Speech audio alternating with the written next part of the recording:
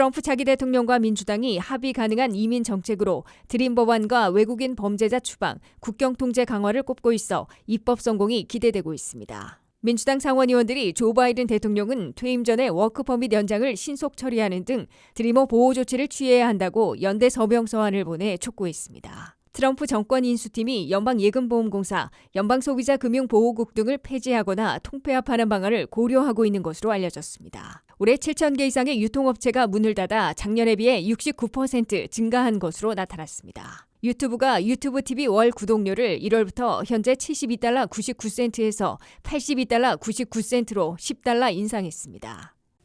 시청자 여러분 안녕하십니까? 워싱턴 뉴스 투데이입니다. 트럼프 차기 대통령과 민주당이 합의 가능한 이민 정책으로 드림 법안과 외국인 범죄자 추방, 국경 통제 강화를 꼽고 있어 새해 초 입법에 성공할 수도 있을 것으로 기대되고 있습니다. 트럼프 새 대통령 취임 직후에 국경 강화 예산 대폭 증액과 드리머 구제 조치를 담은 초당적인 법안을 1월 말이나 2월 초에 확정할 수도 있을 것으로 시사하고 있습니다. 한면태 기자의 보도입니다. 미국의 고장난 이민 시스템을 고치는데 공화민주양당이 상반된 해법을 제시해왔으나 도널드 트럼프 차기 대통령과 민주당 상원의 서열 2위인 딕 더빈 원내 총무가 크게 세 가지 공통분모를 내걸고 입법에 협력할 것임을 강조하고 나섰습니다. 첫째, 어린 시절 부모 따라 미국에 와 체류 신분 없이 살아온 청년들인 드리머들에 대해서는 미국에 계속 머물게 하고 워크퍼밋과 영주권, 시민권까지 허용하는 드림 법안에 공감대가 형성되고 있습니다. Republicans are very open to the dreamers. The dreamers, in many cases, they become successful. They have great jobs. In some cases, they have small businesses. Some cases, they might have large businesses. I think we can work with the Democrats and work something out. President-elect Trump, I watched his interview on Meet the Press, and he really challenged us on the Democratic side to work with him when it came to the dreamers. I accept the challenge. Name the time and place, Mr. President. I'll be there. 트럼프 차기 대통령은 드리머들은 어린 시절 미국에 와 자라났으며 상당수는 취업과 창업 사업 등으로 매우 성공했다며 나는 그들이 미국에 계속 머물며 취업하고 합법 신분도 얻을 수 있도록 법률을 제정하는데 민주당과 협력할 것이라고 밝혔습니다. 드림 법안의 저자인 딕 더빈 상원의원은 트럼프 당선인도 드리머들에 대해서는 긍정적인 입장을 표명했다며 드리머들에게 워크퍼밋과 영주권, 시민권까지 허용하는 드림 법안을 성사시키는데 대통령과 적극 협력할 것이라고 강조했습니다. 지난해에도 추진됐던 드림 법안은 미국 토착 시 연령을 16세 이전에서 17세 또는 18세로 올려 200만 명 안팎에게 자격을 주고 심사와 신원조회를 거쳐 조건부 영주권에서 8년 내지 10년을 경과하면 정식 영주권, 5년 후에는 미국 시민권까지 신청할 수 있도록 제시한 바 있습니다. 둘째, 트럼프 공화당은 국경 봉쇄를 강행하려 하고 있는데 민주당은 강도의 차이는 냈으나 국경 통제 강화에 동의하고 국경 강화 예산으로 수백억 달러를 투자하는 데 찬성할 것으로 시사하고 있습니다. 올해 초 초당적인 국경 법안에서는 200억 달러를 투입하는 것으로 되어 있으나 이번에는 최소 두세 배 대폭 늘린 국경 강화 예산 법안을 추진할 것으로 트럼프 공화당은 예고하고 있습니다. The Republican Senate will make its top priority a transformational border security bill, but as to the Senate, transformational border security goes first through reconciliation. 트럼프 공화당은 특히 사상 최대 규모의 추방작전을 전개하기 위해 미국 내 이민 단속을 전담하는 ICE 등을 대폭 증강하는 국경 강화 법안을 과반 지지로 통과시킬 수 있는 첫 번째 예산 조정 법안으로 1월 말이나 2월 초 확정한다는 입법 일정까지 밝히고 있습니다. 민주당은 국경 통제를 대폭 강화하기 위해 예산도 획기적으로 투입하는 데 동의하면서도 드리머 구제 조치도 병행하는 빅딜을 모색할 것으로 예상되고 있습니다. 셋째, 1,100만 내지 2천만 명으로 추산되는 불법 이민자들을 한꺼번에 모두 추방하기는 어렵기 때문에 살인과 강도, 성폭행, 폭력, 갱단과 마약사범 등 외국인 범죄자들부터 추방한다는데 트럼프 공화당과 민주당이 같은 목소리를 내고 있습니다. But we're starting with the criminals. We have convicted murders. We don't mean people that are even on trial. We have people that have murdered numerous people. A convicted violent criminal should not be in the United States, if you ask me. A convicted immigrant, right, undocumented immigrant. 이민자 보호를 천명하고 있는 캘리포니아, 뉴욕, 일리노이 등 민주당 소속 주지사들 10여 명도 외국인 범죄자 추적 체포와 추방에서는 트럼프 이기 정부와 적극 협력하겠다고 공언하고 있습니다. 이에 따라 트럼프 이기 추방 작전에서는 최우선적으로 유죄 판결을 받았으나 구금돼 있지 않은 살인 15,000명, 성폭행 2만 명, 강절도 6만 명, 폭행 10만 5천 명, 갱단, 마약 조직 등 외국인 범죄자 30만 명부터 대대적인 추적과 체포 추방이 벌어질 것으로 보입니다. WKTV 뉴스 한면택입니다. 조 바이든 대통령은 퇴임 전에 워크퍼밋 카드의 연장을 신속 처리하는 등 드리머 보호 조치를 취해야 한다고 민주당 상원의원들이 연대 서명한 서한을 보내 촉구했습니다. 이는 바이든 대통령이 행정 지시만으로도 시행이 가능한 것이어서 내년 1월 20일 이전에 보호 조치들이 나올지 주목되고 있습니다. 연방상원 다수당을 상실했으나 민주당 상원의원들이 퇴임하는 조 바이든 대통령에게 서류 미비 이민자 보호 조치를 신속하게 취해줄 것을 연대 서명 서한을 보내 어느 정도 수용될지 예의주시되고 있습니다. 드림 법안의 저자이자 상원 법사위원장인 덕더빈 상원의원과 코리 부커, 알렉스 파디아 등 민주당 상원의원 7명은 연대 서명한 서한을 백악관에 보내 바이든 대통령이 퇴임하기 전에 행정 파워만으로도 가능한 서류 미비 이민자 보호 조치를 신속하게 취해달라고 요청했습니다. 이들은 첫째, 다카 드리머들이 신청한 이민 서류들을 급행 서비스처럼 신속하게 처리해달라고 요구했습니다. 다카 드리머들은 2년짜리 워크 퍼밋을 신규 신청은 할 수 없으나 갱신 연장은 아직 가능한 상황입니다. 그런데 워크 퍼밋 갱신 연장 신청서를 제출해도 이민 서비스국이 늑장 처리하고 있어 크게 불안해하고 불편을 겪고 있습니다. 여기에 다카 워크 퍼밋의 유효기간이 남아있더라도 조기에 연장 신청을 허용해 2년 유효기간을 최대화할 수 있도록 조치해 줄 것을 민주당 상원의원들은 촉구했습니다. 즉 2년 유효기간이 많아 남아있더라도 바이든 행정부 임기 안에 연장 신청을 허용해 새로 2년간의 유효기간을 확보할 수 있도록 해달라는 요청입니다. 이와 함께 다카 드리머들이 해외여행이 가능한 어드밴스 패럴을 신청했을 경우에도 신속 승인해 줄 것을 요구했습니다. 특히 다카 드리머들 가운데 H-1B 등 첨단 취업 비자를 신청했을 경우 바이든 행정부의 임기가 끝나기 전에 신속 처리해달라고 민주당 상원의원들은 촉구했습니다. 둘째, 워크퍼밋 카드의 자동 연장 기한을 대폭 늘린 규정을 최종안으로 시행 확정해달라고 민주당 상원의원들은 요청했습니다. 바이든 행정부는 적체 사태로 워크퍼밋 카드가 갱신되기 전에 만료되는 경우 자동으로 연장되는 기간을 당초 180일에서 540일로 대폭 연장했으나 임시 최종 규정이어서 2025년 10월 15일에 만료돼 180일로 원위치되므로 서둘러 확정해달라는 요청입니다. 셋째, 자연재해나 전쟁, 박해 등을 피해 미국으로 와서 TPS 임시보호신분이나 강제 출국 유예를 받아 체류하고 있는 17개국 출신 100만 명 안팎에게 계속 미국에 체류할 수 있도록 보호 조치를 취하라고 민주당 의원들은 촉구했습니다.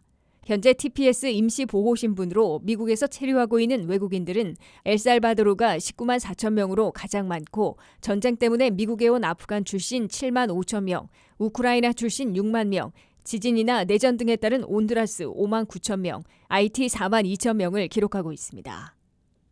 트럼프 정권 인수팀은 각계의 규제들을 최대한 철폐해 일자리 창출과 성장 촉진, 물가를 낮추겠다는 보관 아래 연방예금보험공사, 연방소비자금융보호국 등을 폐지하거나 통폐합하는 방안을 고려하고 있어 금융규제부처에도 지각 변동이 일 것으로 보입니다. 이 방안이 시행될 경우 소형은행들의 부실 시 예금을 보장받지 못하거나 금융 관련 소비자 피해를 막지 못하는 역작용도 우려되고 있습니다. 한면택 기자의 보도입니다. 트럼프 이기 행정부에서는 금융규제 부처들이 대거 통폐합되면서 지각 변동을 일으킬 것으로 예고되고 있습니다. 트럼프 정권 인수팀은 모든 미국인들에게 익숙해진 FDIC, 연방예금보험공사, 환율통제국을 연방채무부로 통합하는 방안을 고려하고 있다고 월스트리트저널이 보도했습니다. 또한 바이든 행정부에서 은행들의 추가 인출 수수료를 $35에서 $5로 대폭 낮추는 등 정크 수수료 없애기 앞장서온 CFPB 연방 소비자 금융보호국은 폐지될 것으로 월스트리트저널은 밝혔습니다. 일론 머스크와 비벡 라마스와미가 이끄는 도우지 정부 효율부도 소비자 금융보호국의 폐지를 공개 언급해놓고 있습니다. 트럼프 2기 행정부는 각계의 규제들을 최대한 철폐해 일자리 창출과 성장 촉진, 물가 낮추기를 달성한다는 포관 아래 금융규제 부처들의 폐지 또는 통폐합을 강력히 추진하는 것으로 해석됩니다. 그러나 금융규제 부처들의 통폐합으로 은행 부실 등 비상사태 시 예금을 보장받지 못하는 대혼란에 빠지고 소비자들이 정크 수수료로 거액을 뜯기는 사태가 악화될지 모른다는 역작용도 우려되고 있습니다. FDIC 연방예금보험공사가 폐지되면 중소형 지역은행들이 파산하거나 부실해지는 경우 예금을 보장받지 못할 것으로 우려하는 예금주들이 대거 탈출하는 대혼란을 초래할 수도 있습니다. 그러면 10대 은행들이 부실 은행들을 인수해 고객들의 예금을 보장해주는 대신에 대규모 은행들만 몸집을 불리게 됩니다. 소비자 금융보호국이 폐지되면 금융기관들부터 항공사, 각 업계가 소비자들로부터 정크 수수료로 뜯어내 수익을 올리는 사태를 막기 어려워질 것으로 예상되고 있습니다. 트럼프 공화당은 2025년 1월부터 백악관과 연방상하원을 동시에 장악하기 때문에 일대 변혁을 가져올 규제 철폐, 규제부처 폐지와 통폐합을 추진하려 하고 있습니다.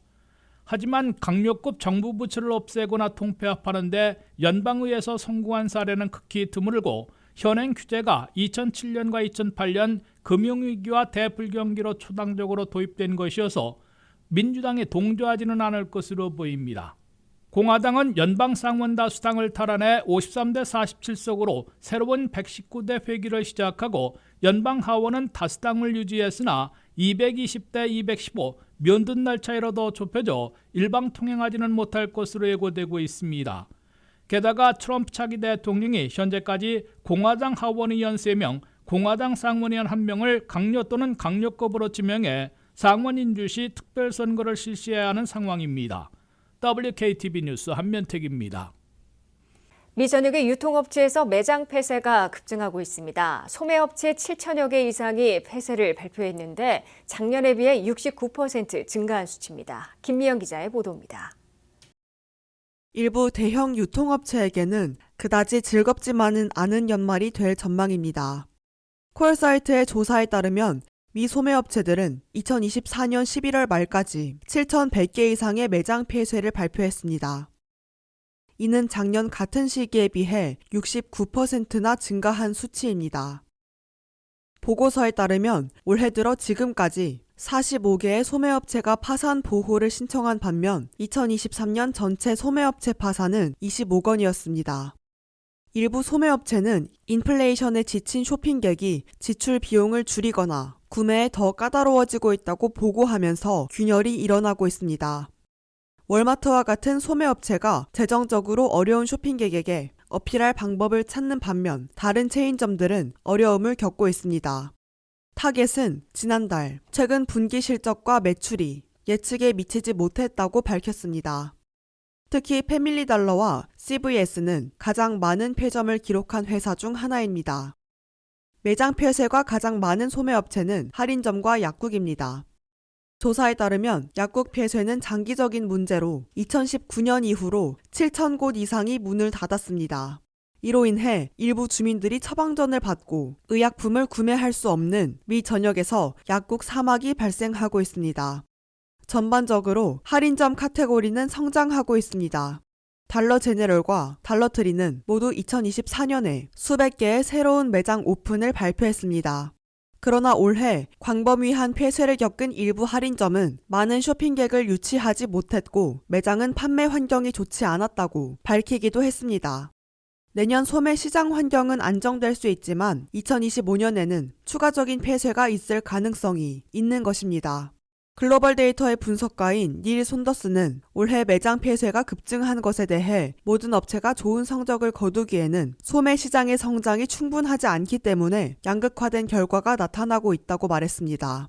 그러나 매장을 닫는 체인점 중 다수는 경제를 넘어 다른 문제가 있는 곳이다. 그들의 제안이 옳지 않을 수도 있고 소비자가 원하는 것이 아닐 수도 있으며 경쟁 위협에 올바르게 대응하지 못했을 수도 있다고 덧붙였습니다. WKTV 뉴스 김미현입니다. 월 72달러 99센트였던 유튜브 TV 스트리밍 가격이 인상돼 1월부터는 82달러 99센트를 지불해야 합니다. 유튜브 측은 콘텐츠 제작 비용 상승을 이유로 설명했지만 다른 스트리밍 서비스들이 가격을 올리자 그 추세를 따른 것으로 관측되고 있습니다. 류령화 기자가 보도합니다. 유튜브 TV 구독자들은 월별 청구서가 다시 늘어날 것이라는 소식에 직면했습니다.